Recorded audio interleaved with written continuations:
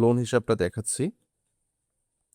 তো লোন হিসাবে আসার পরে আমার যে পাওনার লিস্ট এবং দেনার লিস্ট চলে আসছে। তো আমার এইখানে আগে থেকে তোলা আছে সেগুলো, এই যে দেখেন স্যার, এই যে কিছু টাকা যদি আমি পরিশোধ করে থাকি তাইলে এই যে এইখানে কিন্তু এরকমভাবে আসবে, আংশিক পরিশোধিত হচ্ছে 100 টাকা, বাকি হচ্ছে 400 টাকা। আমার টোটাল টাকা নেওয়া ছিল এই যে 500 টাকা, এরকমভাবে দেখতে পারবেন। তো আমি যদি টাকা নিন এখানে ক্লিক করি, তো আমি কত টাকা, আমি যদি পণ্য পরিশোধ করি তাহলে যেভাবে পণ্য পরিশোধ আমি করলাম, ক্লিক করলাম পণ্য পরিশোধে।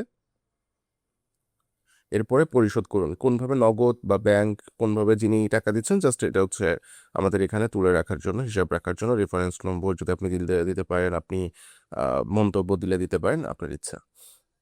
তো আমি এটাকে নগদে রাখলাম, পরিশোধ করুন ক্লিক করলাম, এই যে সফলভাবে পরিশোধ হয়েছে। তো এবার স্যার দেখেন, এই যে পরিশোধিত, পুরো টাকাটাই কিন্তু পরিশোধিত হয়ে গেছে। এইভাবে হচ্ছে আপনি এইটাতেও আপনি করতে পারবেন, দেনার লিস্টও আপনি করতে পারবেন। হিসাবন, হিসাব রাখার সহজ সমাধান।